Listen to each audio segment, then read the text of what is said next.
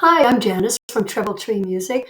I'm a veteran teacher trying to share some of the tricks of the trade of being in the music classroom for several years and hoping to make your life a little bit easier. We all learn the hard way, don't we? We're talking about how to manage the testing portion of doing recorders in the classroom. And so this is how to manage that piece. And I think that's the difficult portion. The teaching it is the fun portion.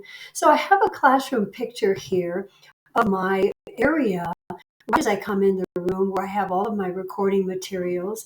On the left over here is a red pocket, and that's where I ask the children to put their forms when they're finished. I can also put some extra forms right on the top of that table. You can see rubber bands and pencils also. And there's that tall column of drawers, and I organized my ribbons by color, the white belt being the introduction, yellows being the next, and then orange.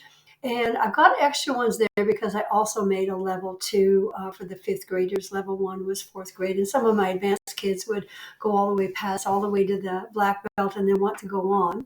On the poster behind, on the wall behind, you'll see some reminders about how to hold their hands.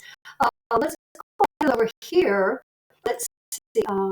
Here's another area above the desk. I have reminders about how to hold your recorder, and all of the recorder materials are in one place, which helps a lot. If I back up over here, right on the end of that table, the letters and the fingering notes, so they're putting that together. If somebody can't remember, they can go check that out. And then here's that red envelope at the bottom. I've got some testing papers hanging out of there. So I use ribbons.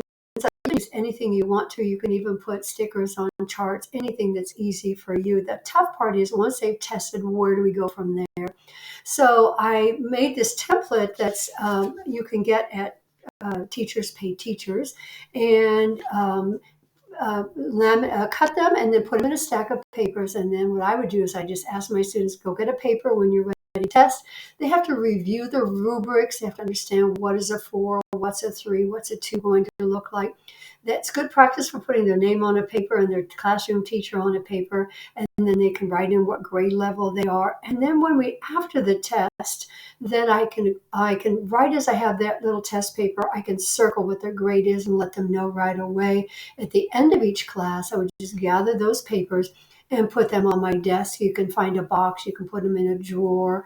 One of the things that I use also back here just at least 5 drawers. I got lucky and found a secondhand one in my building that another teacher didn't want. But I'll put a link to some that you can get on Amazon also, and have all my teacher classes.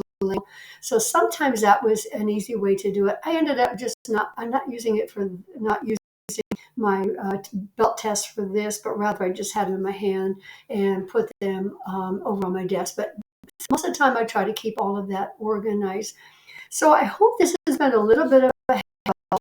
It's never easy to manage 7 or 8 classes, 10, 12 classes, and then 5 days a week, and then keep all of those papers together. I would put them on my desk. As soon as I had a moment, I would record that grade in my grade book. And once in a while, if I had some time, I would put a list. I have a list on the board where I'd have their names and what song that they had passed. Sometimes they'd forget what song they had taken last time. So that was an easy get. They could go check. I'm all about trying to give responsibility to the kids and having a system that they can be successful in. I hope some of this helped. I hope you'll check out my recorder belt tests and how to manage that in the classroom on Teacher Pay Teacher. I'll put some links below. I also use Plank Road, Music K8 for my recorder karate. I also like Music Play Online. I'll put those links there. Be sure and check those out if you aren't already using those materials. Have a great day. Keep on teaching.